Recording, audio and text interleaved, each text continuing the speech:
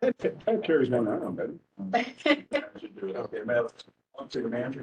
Yes, thank you, What Mr. items do Mayor. we have up front? Yes, we have 3 items today in our work session, and the first is a legislative update from Ted Riley, who is our long-term botanist in Columbia. And Ted's got Tara Booth from his office here with them. And Ted, the stage is yours. We've got your presentation up and ready to go. So if you want to come to the table, Sure. and Ted's going to give us an update on all of the goings on at municipalities in Columbia right now. How much time you got? 15 minutes. 15 minutes.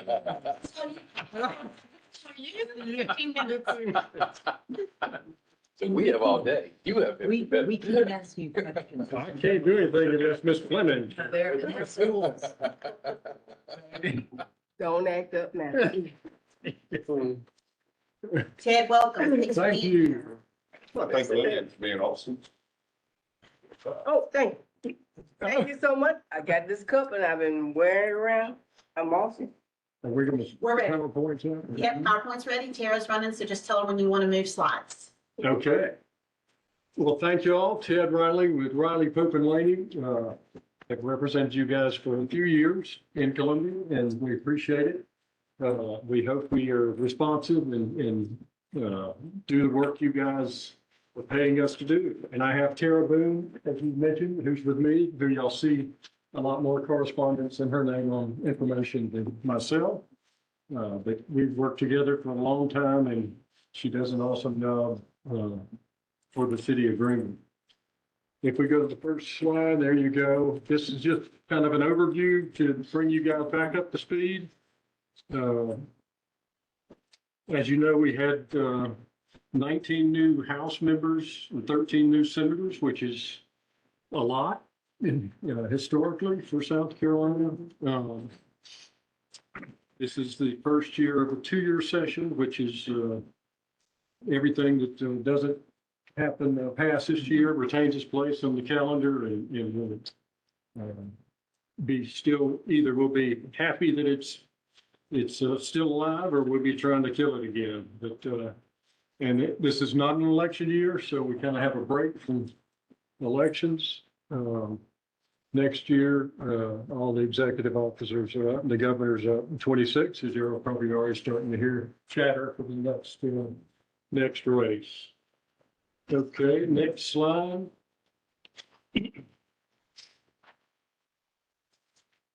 And this is just kind of some key dates I wanted you to be aware of. As you know, we started in January 14th, first year of a 2-year session, as I discussed.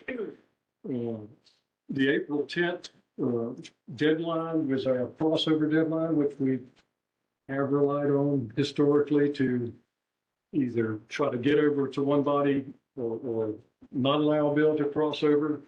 It's usually dead for the year, but both the House and Senate have eliminated that crossover deadline. So it's wide open now. And if you move a bill after a certain date, it doesn't matter. You can still push bills and it no longer exists. But we have used that to our advantage, and it's been a disadvantage at times too.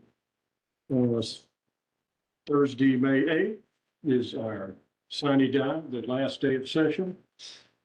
Anything after that must be in the sine die resolution, which is usually very limited to the budget and in huge issues that the House and Senate leadership would like to continue to debate if they don't finish them in time. There's the major committees that we deal with from a local government standpoint. And the chairman, it's pretty much status quo, it is in the Senate. One key new chairman, Bill Herb Kirschman's the new chairman of the House LCI committee. He's from Beaufort, and you had a long time Bill Sanderford from Oconee, was there for 30 years, a long time. Anyway, it's kind of a refreshing new chairman, and some things are moving historically that did not move. And y'all know Mr. Bruce Bannister is chairman of Ways and Means. And it's been helpful to the city through the years. The Greenville delegation members representing a portion of the city of Greenville. We try to get you guys and talking with Shannon focus on the guys that actually represent a part of the city. Most of the others outside, Greenville County members, it's hard to get them to focus or to participate when we ask them for support or to oppose a bill in the county or represent other municipalities. So that's our key members that we target for you guys. And Senator Turner is chair of the Sales and Income Tax. He's kind of moving up the ladder on Senate Finance. And of course, Bruce Bannister with that key position. Next slide is the Greenville County Legislative Delegation. You'll see, well, you know, Jason Elliott was in the House, but is now a new senator. And Senator Nutt, that's the two new senators in the highlights in the House of the new House members from the Greenville delegation. Next slide.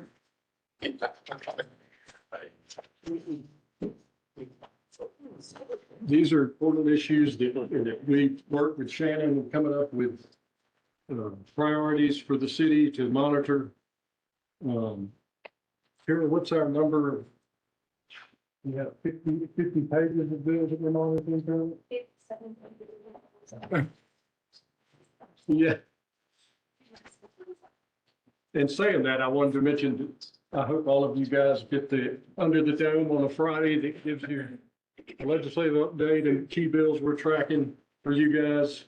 Tara does a phenomenal job of that. And then I think she sends updates for bills on Monday to you and staff about bills we're tracking and any update every Monday that's important for you guys to look at and educate us as we go. So funding through the state budget, of course, the House Ways and Means Committee just passed its version of the budget. It goes to the House floor to be debated. We'll talk about that on the next page, the dates for that. Storm relief, we've talked about that, and I think you're happy with the reimbursements we're working on there. So far. So far, we were looking at engaging on that and have talked to some senators about help if necessary there. SCDOT roadways, I think the mayor is interested in talking about working with Justin, and the Department of Transportation on some state roads. And we continue that conversation with the Senate, and they're interested in helping where we can on that. Full court after this time. Yes, sir. This time.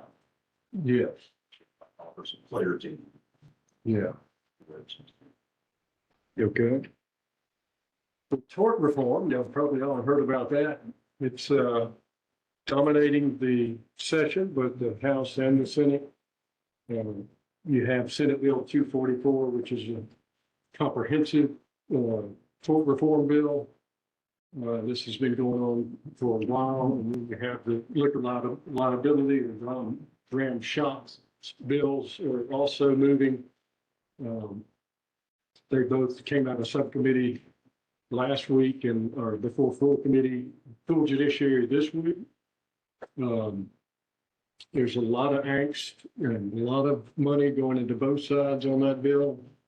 I know the trial lawyers are really nervous and really are now saying they want to come to the table. And Senator Massey, the majority leader, is continuing to push. He wants the strongest bill he can get out of the Senate, understanding and thinking it will be watered down by House leadership when it gets to the House, and they want to have a stronger bill as possible to go to conference committee. You'll have a House version and a Senate version, bring them together, but they feel very confident with the supermajority in the House and the Senate that they can achieve their goal of tort reform and doing something with joint and several and the liquor liability issues, which I know is impacting the premiums. Insurance premiums are killing a lot of restaurants and bars and all over the state, and everybody, there's a lot of emotion behind that and looking for solutions. None of it's easy, but they want to find a fair balance. We got the third highest DUI rate in the country. But yet, we also want to deal with this liquor liability and try to figure out a way to make it more fair, for everybody, still focus on, the DUI issues, strengthen those laws possibly, but also try to bring down these premiums and figure out a way to bring in more insurance, companies to the state. They've all left us with, I think it was, of every dollar that they're receiving premium, they said that they're spending, what, $3, $2, what? $2.80 per dollar that they recover. So that gives you an idea why most insurance companies are pulled out of our state and are not offering that liquor liability coverage. And it's become a huge issue across the state, as y'all heard. Election bills are moving, but I think Miller, we've talked about those, and Shannon, we seem okay with what has come out so far. Both those bills are in the House. There's some affordable housing bills out there but some of them hadn't moved that we like. We will continue to monitor those and looking for creative ideas. And I know that's important to you guys. Annexation and planning. We have a bill coming up, which I can talk about, as that's on our list too. House Energy Reform Bill. Should we be concerned about some of the immunization bills and if we see so in one, but there's no chat about this? Well, I think we need to continue to watch it. We have, they used to say all politics is local. Now all politics is national, is what they're saying, because we've now created a Elon Musk type committee. I think it was some of the Goldfinch and introduced the bill to look at, start looking at all agencies and where we can cut fraud and abuse. So we have other committees looking at all regs and want to try to eliminate as many regulations as possible. So I think that could impact us. They're tying, affordable housing to eliminating municipal regs and county regs because that's the reason we don't have affordable housing. I've heard these arguments, but anyway, I think it's going to be, yes, it's going to continue. And we got continue. Is the annexation to make it more restrictive or not? Say again? Is the annexation bill to make annexation more restrictive? Yeah, well, the only one that's moving, we have, about Wednesday morning, but I think. 9 a.m. Hannah made the rest. I signed up to Yeah, speak if I get an opportunity to speak. And on that bill, it really wouldn't impact the city. We would just have to report to the county before we had a first reading on an annexation, but it doesn't do But anything. not get approved. Right, we just have to report it. Yeah. There was another portion of that bill that I wanted to speak to related to the capital improvement program. But in terms of the annexation step, it's not necessarily restrictive. It's just an additional step that we would have to follow. And as long as we have that built into our process, it's something that we could comply with moving forward. Michael Frickson, just if I could jump in for a second, is also testifying on H3215 on Wednesday morning about, this is on permit application reviews and permit application review periods. Yeah. And the municipal association has expressed their discontent with this bill over the 45-day window and what that does, especially when you're looking at Board of Zoning appeals and zoning applications. And so Michael will be testifying for us on behalf of the city for that. Well, it's after 45 days. It would It's be, approved if you haven't responded. and that's something we can work with on a lot of our permit applications, but when you get into zoning and you get into Board of Zoning appeals requests where you have public hearings involved, it makes the 45-day turnaround a lot more difficult. Ted, can you go through the affordable housing bill again? Say again? Can you go through the affordable, what they're trying to do with affordable housing with a little more detail? Well, the one she's talking about is really just having to give notice. That's the only one that's up Okay, this Wednesday. Just municipalities must give notice to the county that they are annexing. no, not annexation, affordable housing. Affordable housing. Well, there's nothing, I don't think they Yeah. have anything. Well, it's up there, it says affordable housing. You said it hadn't moved much. Yeah, they have not moved. I mean, what is They've it? been introduced, some have been introduced. I can get you a list of those bills to Okay. see if any of them. There's a bill that we've been, Talking about Representative Jones. wanted to be tracking. Windows? Wendell. Wendell, And what yes. it would do is allow faith-based communities to build on their property Okay. without being taxed on it. Yes. And this was something that, I mean, I thought I had this on the tracking list, but Yeah, it hasn't made it hasn't made It hasn't any moved. progress. Yeah. So Okay. They have to be calendared for committee, and if they don't get calendared for committee, there's nothing for us to respond to. So we're about, okay. That's right. Yeah, the one you see on But- here that Is moves, it in Ways and Means? Is it in Ways and Means? Is it in Ways and Means? Is Wendell's Jones- bill? Yeah. You just said it to me, didn't you? yeah, If it is, they haven't taken any bills out yet. yeah, I can't say, but you and I, John, you and I have talked about this bill, and that it's not a net negative. They Yeah, don't get anything now off that. yeah. But building on this property would give us inventory and create jobs to build it. Yeah. So, you know, I'd like us to keep watching. And 125, I don't have it in front of me, but that's clarifying the law, tax exemption for nonprofit housing corporations. We actually worked on that bill and passed it, but they're trying to clarify that only they can only receive the percentage that they invest in the nonprofit housing, I guess, the developers. And anyways, clarifying the law because they were saying, oh, we got a nonprofit joining us, but Oh, okay. the for-profits were 90% of it. So they're trying to balance Yeah. that, is my understanding. I have to review the bill for you again, but that's the only one you see, I'm sorry, that has moved Okay. and has passed and sitting on the Senate calendar. So if a private developer owns 10% of the property, then they get 10% of the For credit. the That's exemption, correct. rather than. Yes. Ted, we only got 2 more minutes. Oh. Yeah. Next slide. Let's go ahead and move. Unless y'all have any questions on any of the legislation. Key dates, March 10th is the House is expected to debate the budget, and they'll probably pass it in 7 minutes like they did out of committee. I'm being sarcastic, but they're moving very fast. Senate Finance is already receiving testimony, going through the process. And that's the calendar the dates for the Senate Finance Committee deliberations and then floor debate.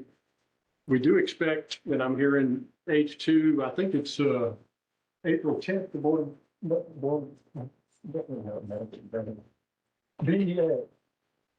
Meets economic advisors. They meet and they are supposedly, it's April 10th.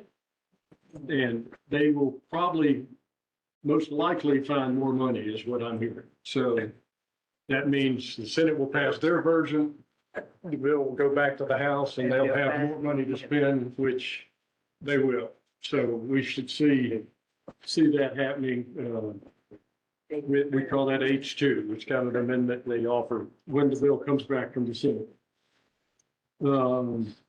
Here are some things that were in this House-based budget that were of interest to municipalities in general. 14.5 million added to the local government fund, which, you know, with the new formula, when we have positive budget numbers, we get an increase of 5% there for the local government fund. You see the hurricane relief, voting system upgrade. You'll let me know if you have any interest in any of these.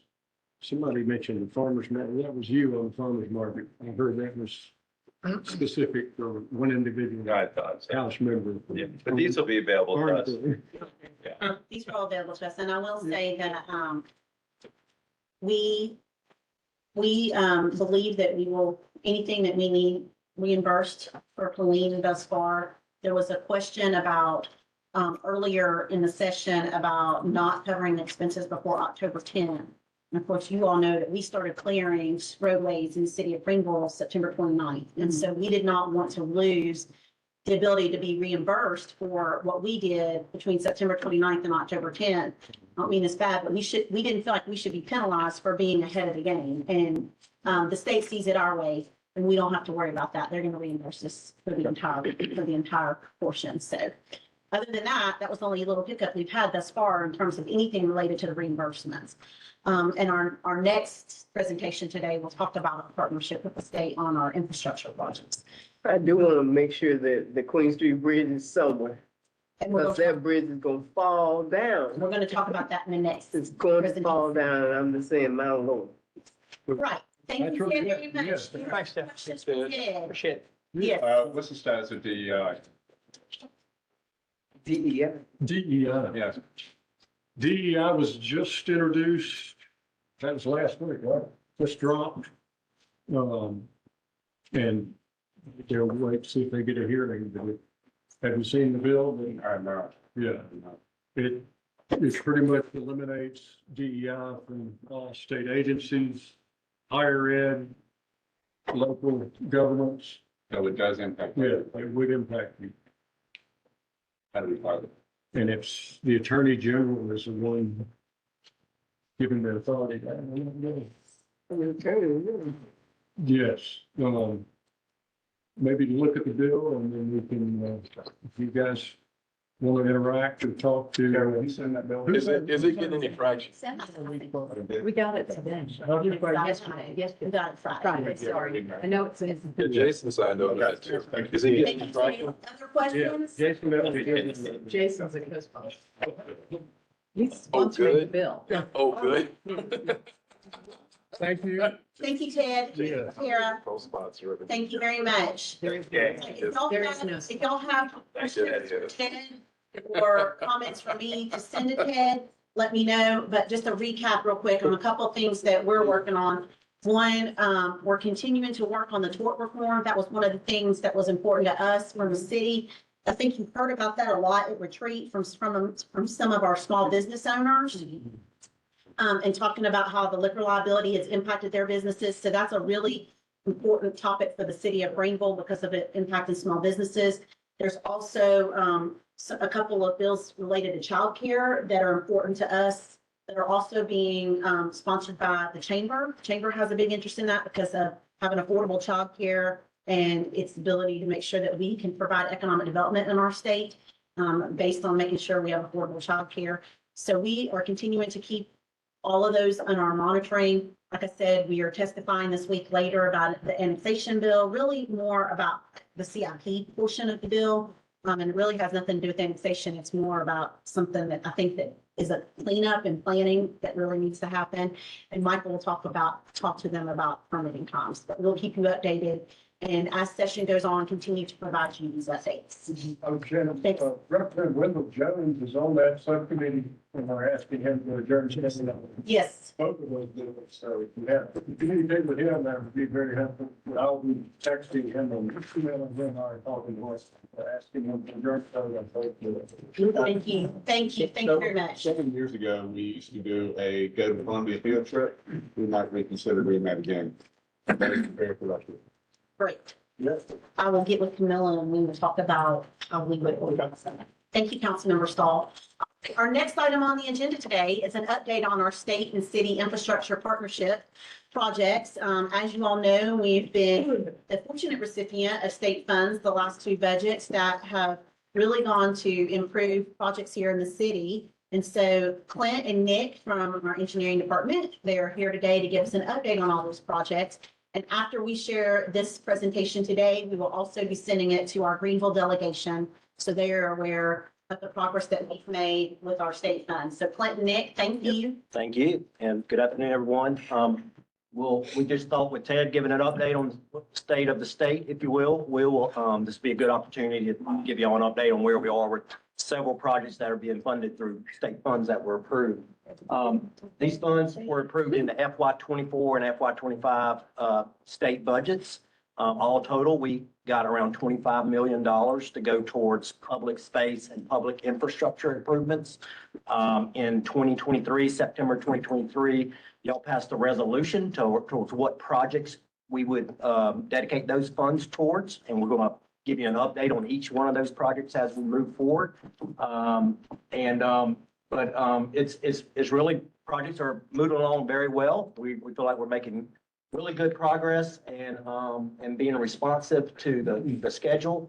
But yeah, you can see we got the resolution was in September. We've already completed the first phase of the pedestrian safety action plan. We got several other projects that are nearing completion. So we're real excited about the progress we're making. Just real quick to highlight the goals. Obviously, we're addressing public space, public infrastructure. This is entirely aligned with the Greenville 2040 comprehensive plan, really focused on mobility, transportation type projects. It's like we've talked about recently at the retreat. These projects are transformative. A lot of them are transformative, like the Cultural Corridor projects, your Wade Hampton projects, Stone Avenue. They're affecting major roadway corridors. And just really, there's an economic development component to the projects that we're addressing. Obviously, the traffic safety, pedestrian safety, improving mobility are some of the key goals. One of the things we wanted to do with the project, and we very working with Patricia and Karen and the OMB department on how do we strategically go about utilizing these funds. We just wanted to be take the funds and spend them very expeditiously. We wanted to get the projects, try to get projects that were shovel ready, and where we were able to spend the money very quickly. Spending that money just further enhances our ability not only get the work done quicker. This funds obviously enabled us to get several of these projects going a little quicker than we would have otherwise. But it also just improves our ability to get the projects done and just improves our chances of going for additional funds in the future. We've got several. I'm going to skip over this slide and the next one. These are just kind of high level updates to the project. We're going to dig into each one more specifically. But the key thing is we're making very good progress right now. We're tracking, I think, where every one of these projects will be done within the 2 to 3 year window of getting the funding approved. And I'll take over from here and I'll kind of go through each project for you very quickly. And one thing, again, to highlight on what Clint said is most of these projects are on track to either finish this year or early 2026. So we're tracking very nicely on these projects. Construction is moving along at a pretty rapid pace. So we've been pretty fortunate there. The first project is Cultural Corridor, which I think everyone in here is pretty familiar with. I do want to point out the picture here and highlight Beth and Will's team. They did a lot of work on the wayfinding piece to this, which is the stamp that you see there and those medallions. So those medallions and the symbols that were designed by our in-house teams are actually going to Heritage Green, and they're going to use them for their own mapping piece throughout their campus. So the whole thing will match from Main Street all the way to when you're on the campus and the mapping that's on campus. So that's a pretty cool part of this project. I think. And I want to note that quicker than we could imagine, economic development is happening in this stretch because of our project. Right. 3 projects now, including a hotel, it looks right now. So this is really doing just what we hoped it would happen. So that'd be a great ribbon cutting. Right. That's going to really activate the corridor, and we're tracking to finish this in May. So everything's on timeline right now. So. Wade Hampton Corridor, this is going to be a phased project. This follows up the 2018 strategic plan that we finished. So it takes the recommendations from that and figures out how we can take our ideas and put them to paper and put them into real life. So phase 1 is the White Oak Bradley Boulevard realignment. You guys will start seeing work on that in the summer. And phase 2 and 3, we're actually at 30% designs already on those, which are the RCI intersections, which are basically reduced conflict. So we can change up the intersections a little bit to reduce accidents at those intersections by pretty significant margins. And we can, at the same time, reduce congestion and increase mobility along the corridor. So this is going to be a string of projects that we're going to be working on for the next few years, but you'll see phase 1 start this summer. Queen Street Bridge conceptual design. So obviously Queen Street Bridge is an obstacle in that it is not owned by the city, but because it impacts so many of our residents, we did find it important to take a look at this and see what can be done or what can we plan for the future. So we've looked at a widening and mild realignment of this bridge to allow for multimodal access. This bridge was built in 1927, so it's in pretty bad shape. Didn't I tell y'all it's so far? And we have done a few public meetings on this. They've gone very well. A lot of the public is very excited about it, and we are substantially done with that conceptual design. The next phase would be to figure out, find some funding potentially for finalizing design, getting our permitting through, and then eventually construction. The road we see today was built in 1927. The bridge was built in 1927. Yes, sir. Well, have an anniversary coming up. Yeah, so. If you didn't fall first. Bring up the antique cars, it's unbelievable. Pedestrian safety action plan implementation. So these state funds actually covered 2 phases of this. So we've hit some major corridors, Lawrence Road, Pleasantburg. A lot of what we're focusing on right now is high visibility crosswalks, new ramps, new pedestrian push buttons, RRFEs, which are those flashing signs that you see on MACB at EHAW. So a lot of pedestrian improvements, but more importantly, phase 1, which was finished last year, also covered every recommendation from every school zone. So we were able to hit every school zone with phase 1. And now phase 2, we're going back, we're hitting Academy, Pete Hollis, some of the other major corridors that we weren't able to hit in phase 1. So that's actually been awarded, it's under contract, and they'll be getting started probably within the next month or so. East-North Streetscape, this kind of coincides with you've heard of the Gateway development going in at the old memorial site, auditorium site, and we will be essentially pulling in the curbs, putting in wide sidewalks, wide curb lawns with trees and lighting. It will pretty substantially, you can see in the rendering here, pretty substantially change the look and feel of that piece of the corridor around Bon Secours Wellness Arena. Additionally, it will very significantly enhance pedestrian safety around the arena. So we've got some other upgrades coming as far as medians, landscape medians, some larger ramps, pedestrian crossings that are going to coincide with this project. They're going to make it a lot safer and feel a lot better to get to and from downtown into the auditorium or to the arena. And this project's being almost exclusively funded through state funds. I think the Correct. majority of, almost all of it. 100% Through was state funds state because of the amount that we got last year to do this project. right. And this will really increase pedestrian safety around the arena. And I think that that's really important as we know that next year we'll be hosting the NCAAs. So the idea is to do as much we'll still have the construction project with the Gateway underway, but trying to make sure that pedestrian safety is as good as we can make it around the arena going into the NCAAs in 2026. Correct. So how does this one align with the Gateway coming in again, that time? So we're working with them. We've been meeting with them pretty regularly. So we're gonna have to do a temporary sidewalk. The landscaping won't be able to go in until the development's done, but we'll be able to have the sidewalk in place for March Madness, both this year and next year. And then by March of 27, they should be done and everything should be. We're saying stuff on the left-hand side would probably have to be on hold until they.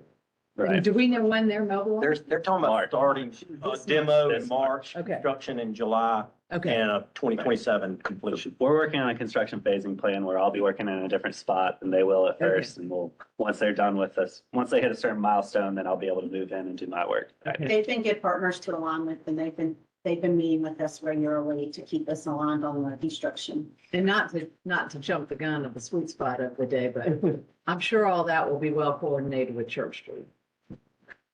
Yes. So I don't want To to the steal best your of our thunder. ability. Yes, it will. Actually, that's Brandon's son. And Brandon's son. All right, Nick, keep going. All right, Pendleton Street Road Diet and Bardry intersection. So we've had public meetings. We've awarded this. It's under contract. Contractor is ready to go on this project probably within the next few weeks, but I would definitely say within the next month. So you'll start seeing some ramps getting replaced. The whole road will be resurfaced. You'll see protected bike lanes. The intersection at Main Street and Bardry will be completely realigned. So there will be new safety features at that intersection. And you'll also see a signal at Pendleton and Textile that will also increase safety at that intersection. So this was a big project about to get started. So we're really excited for this one. Augusta Street undergrounding. So this was another large undertaking for us. SCDOT's worked really well with us so far on getting the coordination expedited for this. So it impacts a lot of property owners out there. It's a massive undertaking. It'll be undergrounding from Petichi to Ferris, and we're currently in that right-of-way phase. So we're hoping to kick off in the summer, and it'll be about a year of construction to get that built. Will this impact traffic lanes at all? I recognize it's in the right of way. It'll be mostly night work.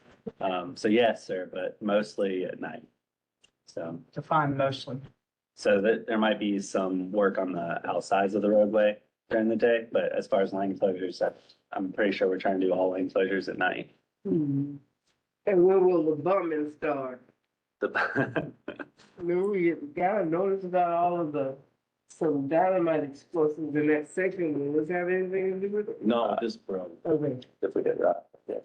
Well, we don't know of rock on this project. I'm just saying, because the neighborhood's gonna be asking, you know. Yeah, we haven't worked out those details of the design yet. We're Okay, starting our subsurface investigations now. all right, thank you. Nick. Stone Avenue is another large project that we undertook a little bit before we got the state funds. We started a safety audit and a traffic study on Stone Avenue, came up with a lot of recommendations, and the state funds are going to help us implement some of those recommendations. One of those is the pedestrian signal at Stone and Wilton. That's actually kicked off already, so the ramps are going in right now. So the signals and the foundations will be coming in and online probably within the next month or two. And then we have some pedestrian lighting improvements, and through some of the C fund money we got, which I know is a little bit separate, we're also doing a few of the other recommendations. So Stone Avenue is going to see a lot of work going on in the next few years, but we're making some good progress on the state fund. Lanes. Yep, correct. That's the C fund projects. Big deal. Yes, sir. Under bridge, No, under Rutherford, they need, because it's hundreds of cars. Right. It's lined up there. Verde Bridge was one of the most recent additions to, for this most recent year. So we had a shortfall in funding for the bridge project. State funds have shored that gap. And we've also gotten the donation from UGATA, which is going to help us cross that finish line. We're wrapping up design right now, about to get that thing out to bid. We're finalizing our 2 right-of-way parcels right now. So we should see construction in spring, early summer start on this one. And this is in the remaining of that budget was in our CLP last year, to cover the cost of Yes. our portion of the Verde Bridge. Thank you, Nick. Thank you, Clint. Thanks, guys.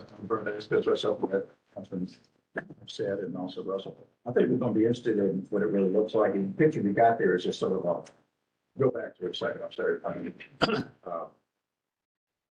You know, I think we Well- saw from early on, it So- won't look like Lawrence and Haywood. So the portion, Kind of, what so much what that is. so the portion over the bridge, over the road over Verde is the same prefab bridge that's over Lawrence and Haywood. The approach is, we've done a little bit of a different design to make it look better. It's actually cable railing. And- Not the Cortan, it's the cable railing, Right. like we planned for Turf Creek. It matches a little bit more the look of the Liberty Bridge, if I'm being honest. Is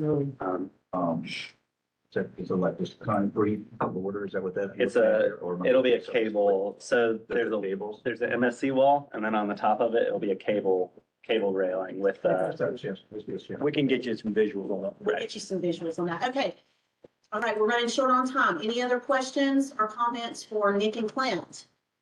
Great work. Thanks, Thank you guys. very much, and great work. Thank you very much to our friends at the state of South Carolina for all that they've done. And we'll make sure that all of this gets shared with our delegation, so they're aware of the progress that we're making on all of these projects.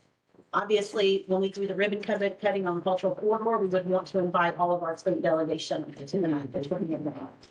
All right, the next item on your agenda this afternoon is a Church Street Bridge update. Hi, Brandon. Hello. Yes, most of y'all may know Brandon Wilson, who is the District 3 Administrator for SCDOT. Brandon is a great partner to us, works well with us and our staff. We appreciate all you do. And we appreciate him being here today to give us an update on this very important SCDOT project that is going to really start to kick off here in the next few weeks. And Brandon's going to go through the timeline today and kind of talk about what we're going to expect throughout the course of the project. Just as a point of information for council, Beth and MJ from our communications team will also be meeting with their Director of Strategic Communications tomorrow to talk about the communications plan, communications outline, the timing. While this is not a city project, so I'm going to say that again, this is not a city project. We want to make sure that since it's in the city, that we are working lockstep with SCDOT on making sure to get the word out about this project. It So will impact city residents. that's right. We need to. That's right. It will impact Yeah. city residents every single day for a year. So we will be working on communicating that. And there is a website up that has a lot of information on it that's been out since they had their public meetings on this project last year. But now that we're getting close to the start, we thought that it was now time to give you an update and also use this as an opportunity to inform the public now that we have very specific dates about what to expect.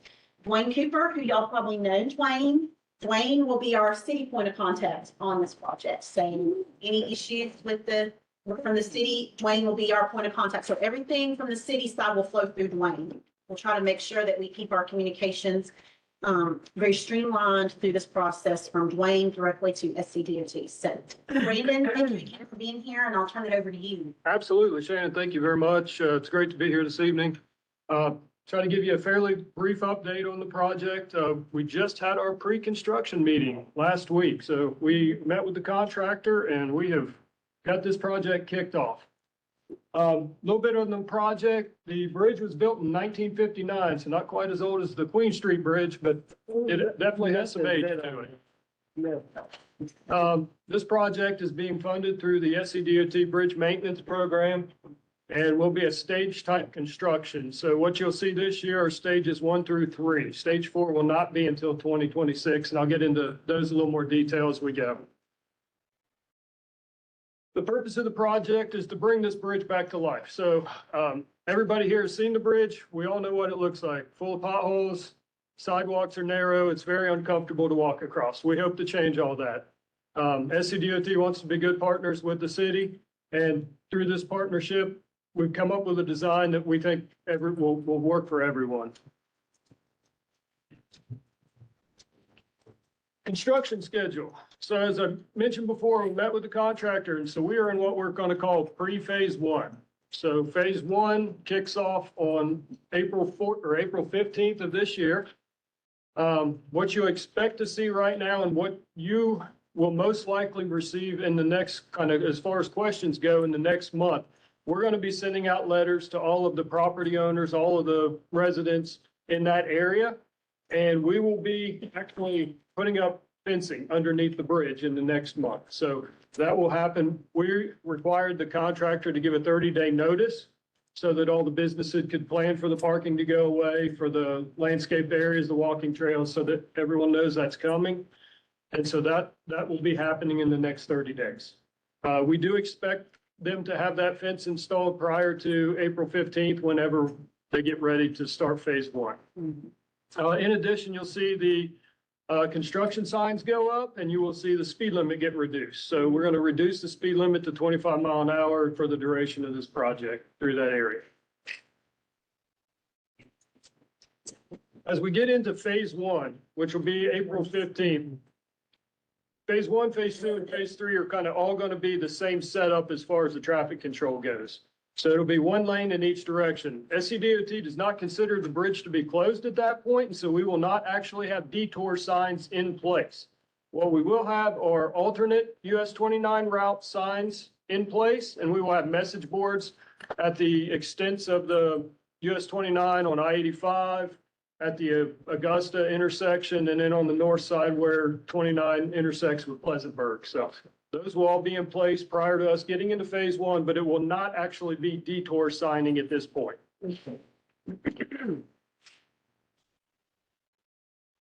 So as I mentioned, phase 1 through 3 will be 1 lane in each direction. Phase 1 will be removal of the concrete median that exists. Phase 2 will be a rehabilitation of the sidewalk and the lights and the barrier on the, I'm gonna call it the east side, which would be your Publix side. And then when we switch over to phase 3, we'll do the exact same thing we did in 2. We'll rehabilitate the sidewalk, the barrier, install the lights and do those at that point on the west side or the downtown side. And then if everything goes according to plan, we're done on March 8th and you have March Madness and then we don't come back until afterwards. In 2026. In 2026. One more slide, please. So phase 4 is the one that we've spent the most time talking about. It's still a year out and I'm happy to come back and give you a quick brief about this time next year on where we're at. But that timeline, we're actually going to close Church Street Bridge for 6 weeks. So the intention here is to do this in June. We've let school get out. We have let March Madness get through. We've in working with city staff, we have tried to isolate the most advantageous 6 weeks, if you can have that, to close the bridge and then get it rehabbed. We have incentives for the contractor of $20,000 a day to open this bridge faster. We also have disincentives of $20,000 a day should they go longer. Okay. So it is a well incentivized project at this point. Stage 4 consists of us hydro demoing the existing deck, which essentially means we'll be scarifying and removing about the top 1.5 inches. And then they'll come back with a brand new latex modified concrete overlay. It's a very similar application. If you may have been on Bridges Road, where it goes over 385, we did that process up to that bridge in a couple years ago. And so at that point, we go back, we finish up with all of the small stuff, paving on each end, drainage, all that has to be done in that closure window. And at that point, we should be able to open it back up and be done. That is a very quick overview. Brandon, And, before I open it up to council for questions and comments, I have a couple that just some clarifying points.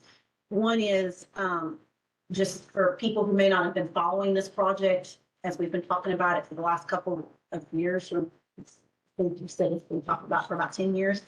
This is not an optional project, right? This is a safety project that must be done because of the condition of the bridge. Absolutely. So this bridge has reached not the end of its useful life, but the stage where we need to rehabilitate some of the members within it. And so we've hit that point. The beams, the bearings, the deck, they've all hit a level where we have to either replace them or repair them. Thank you. And then April 15th was selected. Why? And do we know, just because it's a Tuesday? And so on the closures, was there thought of trying to start the road closures on the 14th or the 21st for a Monday? Or was April 15th just kind of a target date thrown out there? I was just curious because I think that's a Tuesday and I don't know if there was a reason behind that start date for the road closures. I mean, for the lane closure, not road closure, Sure. lane closure. So when I checked in, it was more of just kind of a timeline where we felt like we were past I think there was a city function that we were trying to miss at the end of March, early April. Okay. And so this was originally set up when we had it planned to go to contract last fall. Okay. And it got delayed until this spring. And so we had anticipated there'd be a window the contractor could have done some more work in here, but we really are just kind of right up on it. Okay. If Tuesday doesn't work, we can ask them to shift. That's, Okay, I was just curious if there was a reason behind the Tuesday work. All right, with that, I will open it up to questions from City Council, Councilmember Gibson. Yeah, just real quick, the improvements you guys are making, what kind of lifespan will that give us? so we anticipate the deck portion of that to be 15 to 20 years, Uh-huh. and then the substructure 25 to 30. Okay. So we're looking at doing this again in 2054? Probably. Okay. All right, good deal. Thank you. Other questions, Councilmember Dow? Go ahead. Good to see you, Brandon. You mentioned the penalties and incentives. Mhm. 20 for finishing early, or 20 for finishing late per day, 10 for, what's the total contract? The total contract came in just over $16 million. you might have said this, and I apologize if I miss it. Is the work plan? How many days a week, day shift, night shift, all that? 5 days a week, all day work. When I say day work, that's going to extend to the noise ordinance hours of like 8, 9 PM at times. But the contractor is well aware of the noise ordinance and does not plan on asking for a waiver. At least that's what they reiterated to us at the pre-construction meeting. They'll follow our They've got construction to follow our hours. construction hours, and that is probably why those 5 days are Monday through Friday. Okay. This is almost a cheap question as much as anything else, but we know we have a lot of people on deck right when, as Will and I like to call it, DEFCON 5 hits. What is our traffic enforcement plan in this extraordinary time? I mean, do we foresee shifting extra resources, maybe during this first week? I know this is, I mean, is the sheriff's department going to help us? What? You're asking the state of South Carolina's traffic plan? No, I'm looking at Chief. Well, I thought you were still asking Grant. Well, I said, I mean, I think it's, Yeah, I think so the project getting started is going to be the most important time. We will obviously be there, and then I think people will learn their way after the first couple of weeks, especially if they can't come that way. But yeah, we'll be there to take care I of it. mean, my point is first responders are well aware of when this is. Yeah, And I- Clint and I have had conversations about it, and we continue to have conversations about it. But yeah, our traffic team will be there. And Councilmember Dow, following the pre-con last week, I talked with Dwayne and Clint and the team and said to make sure that they are communicating and talking to Chief and Chief Horton and our dispatch director and everybody else between now and April 15th, now that we have a more specific timeframe. So those conversations are happening amongst staff. I will say, just for feedback, and you might have heard similar or different, the video that y'all had at that public meeting that kind of did the lifespan of the Church Street Bridge project in 2 minutes, was incredibly helpful. I mean, because people don't really understand what this is It going to. really was. It was Really good to keep that right up. there, and yeah, we'll definitely keep that. And then as we move through the process, we'll tell them what phase we're on and where we're at in the project. I would also say it doesn't go without saying, so that's what I'm gonna say. Where's David? David's here. So Stantec was enlisted for modeling, to kind of see what this impact would be on our city based on current conditions and all those good things, and have been instrumental with our engineering department in providing detour routes. So I think the city's work, I just really commend our engineering group and Stantec's partnership on that in supporting y'all and making sure this is as pain-free as possible as we can make it. And I appreciate all the work in advance. Thank you. Councilmember Brazington. Who's the contractor? Sika Construction out of Wilmington, North Carolina.